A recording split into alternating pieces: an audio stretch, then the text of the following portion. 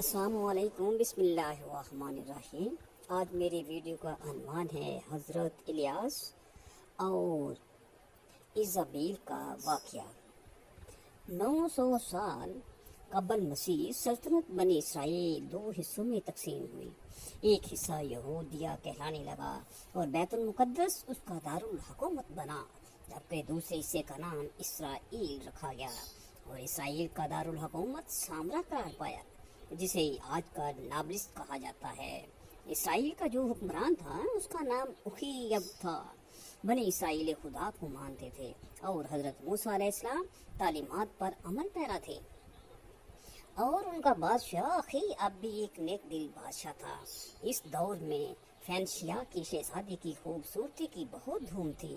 ہر ملک کے شہزادے اور بادشاہ اس سے شادی کے خواہاں تھے۔ فینشیا اسرائیل کے شمال میں واقع ایک خوبصورت شہر تھا۔ اسرائیل کا بادشاہ اخی اب بھی فینشیا کی شہزادی ایزابیل سے شادی کا خواہش مند بن گیا،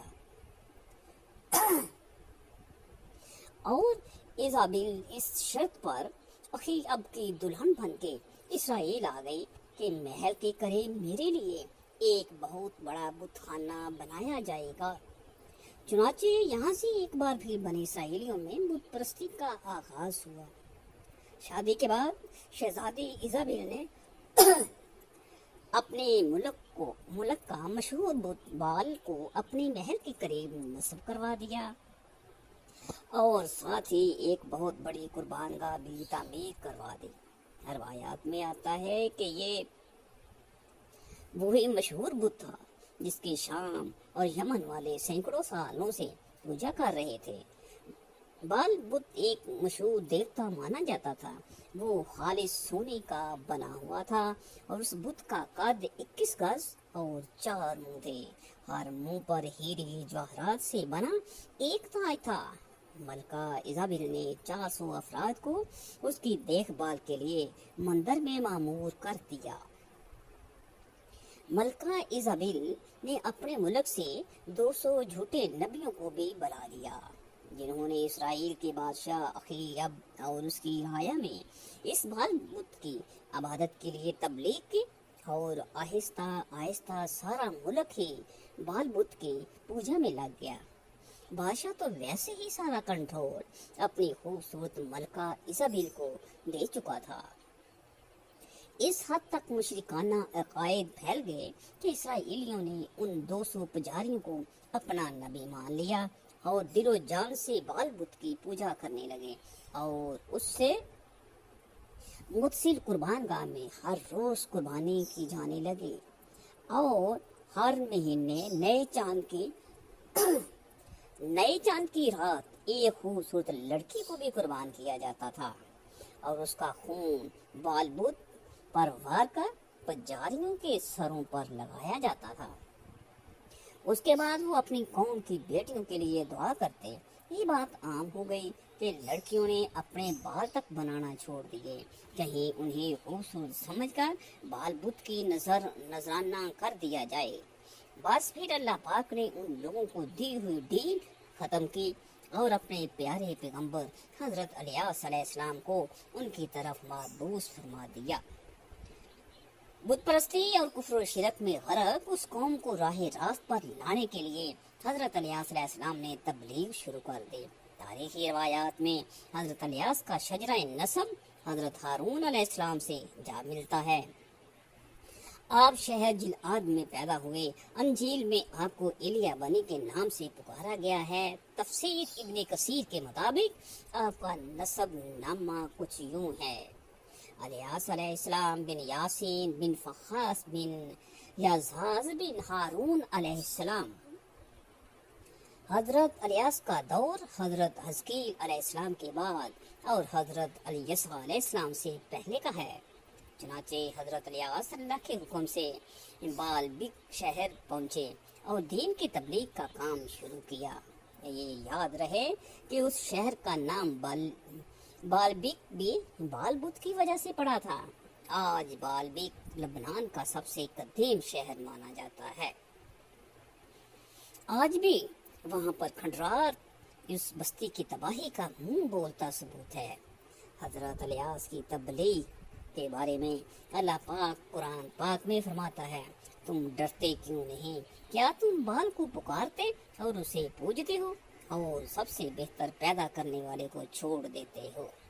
یعنی اللہ کو، جو تمہارا اور تمہارے اگلے باپ دادا کا پروردگار ہے، تو ان لوگوں نے ان کو جھٹلا دیا، سو وہ دوزخ میں حاضر کیے جائیں گے۔ ہاں، اللہ کے خاص بندے مبتلا عذاب نہیں ہوں گے۔ اور ہم نے بعد کے لوگوں میں الیاس کا ذکر باقی رکھا۔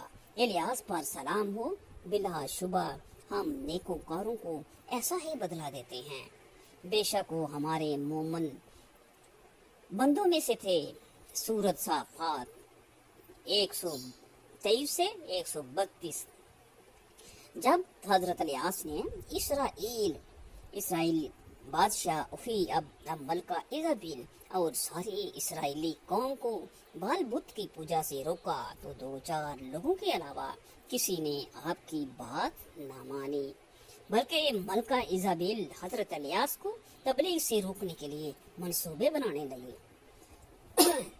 حضرت الیاس علیہ السلام کے حالات و واقعات اور قوم کے ساتھ ان کی کشمکش کی تفسیر مظہری میں علامہ بغوی اور دیگر تفاسیر میں حضرت وہب بن منبع اور حضرت کعب الاحبار اور معارف القرآن میں مولانا مفتی محمد شفیع رحمۃ اللہ علیہ کچھ اس طرح لکھتے ہیں، ملکہ ایزابیل اس وقت پوری دنیا کی خوبصورت خاتون تھی، چنانچہ اس نے اپنے حسن کو وار کرنے کا ارادہ کیا اور ایک دن حضرت الیاس کو گرفتار کروا کر جیل میں بند کروا دیا اور خود نیم اریاں حالت میں ان کے سامنے بیٹھ گئی۔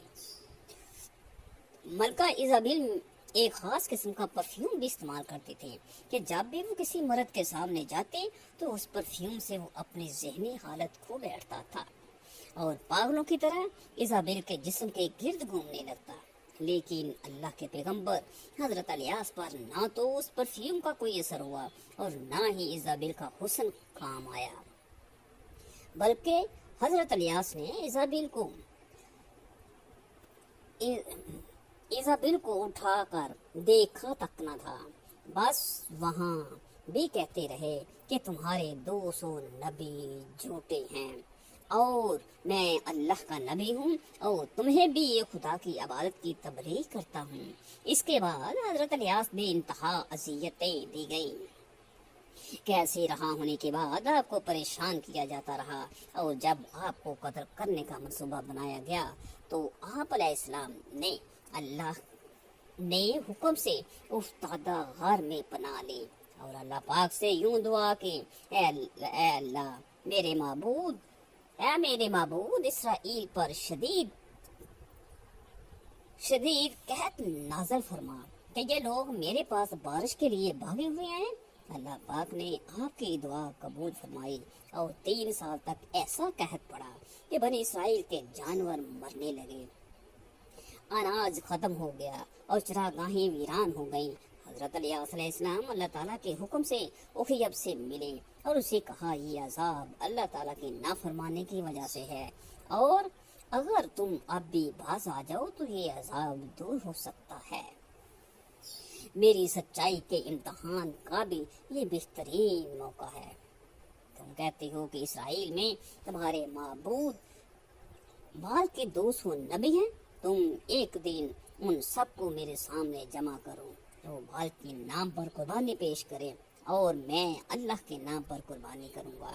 اس کی قربانی کو آسمانی آگ آ کر بسم کر دے گی، اس کا دین سچا ہوگا۔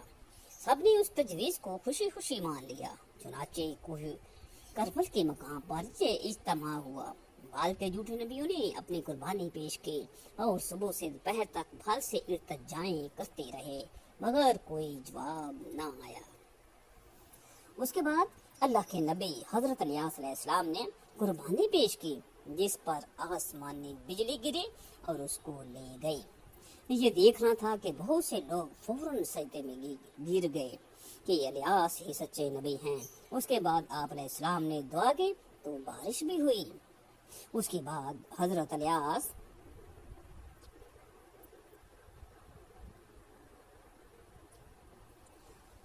کے بعد حضرت الیاس تبلیغ کرنے کے لیے کچھ عرصہ چلے گئے۔ وہاں پر بھی لوگوں نے آپ کی بات نہ مانی۔ ہاں تو آپ وہاں پر پیش گوئی کر آئے کہ کچھ ہی عرصے بعد تم لوگ تباہ و برباد ہو جاؤ گے۔ پھر آپ دوبارہ اسرائیل تشریف لے آئے، جہاں بادشاہ اخیب اور ملکہ ایزابل آپ کی جان کے دشمن تھے۔ روایت میں ہے کہ حضرت الیاس نے اخیب سے کہا کہ بہت جلد تمہیں اور تمہاری بیوی کو جنگلی کتے چیر پھاڑ دیں گے۔ کچھ ہی عرصے کے بعد بالبک کو مہلک بیماریوں نے گھیر لیا، جس سے بادشاہ اخیب اب کی بہت فوجی مارے گئے، اور اس کا فائدہ دشمن ملک نے اٹھا کر اسرائیل پر حملہ کر دیا اور بالبک کو تہس نہس کر دیا۔ بادشاہ اخیب اپنی ملکہ ایزابل کو لے کر جنگلی راستے سے فرار ہو گیا، جہاں راستے میں اس پر حملہ ہوا اور بادشاہ اخیب اور ملکہ ایزابل پر جنگلی کتے چھوڑ دیے گئے۔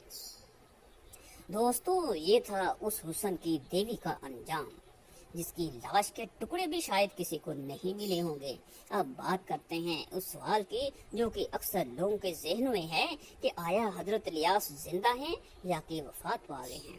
اس بارے میں مختلف مورخین اور مفسرین کی مختلف رائے ہے، لیکن زیادہ تر روایات یہی ہیں کہ حضرت الیاس زندہ ہیں۔ علامہ بغوی فرماتے ہیں کہ ایک آتشی گھوڑے پر حضرت الیاس کو آسمان پر اٹھا لیا گیا تھا اور وہ حضرت عیسیٰ علیہ السلام کی طرح زندہ ہیں۔ اس کے علاوہ علامہ سیوطی رحمۃ اللہ علیہ نے ابن اسحاق رحمۃ اللہ علیہ اور حاکم رحمۃ اللہ علیہ کے حوالوں سے بہت سی روایات نقل کی ہیں کہ جن سے معلوم ہوتا ہے کہ وہ زندہ ہیں۔ حضرت کعب رحمۃ اللہ علیہ فرماتے ہیں کہ 4 انبیاء اب تک زندہ ہیں: حضرت ادریس علیہ السلام، حضرت عیسیٰ علیہ السلام، حضرت خضر علیہ السلام اور حضرت الیاس علیہ السلام۔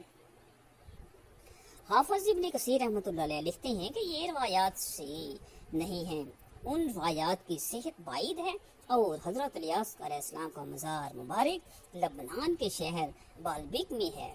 بہرحال حضرت الیاس علیہ السلام کا زندہ ہونا کسی معتبر اسلامی روایت سے ثابت نہیں، لہذا اس معاملے میں سلامتی کی رائے یہی ہے کہ سکوت اختیار کیا جائے اور اسرائیلی روایات کے سلسلے میں حضرت صلی اللہ علیہ وسلم کی تعلیم پر عمل کیا جائے۔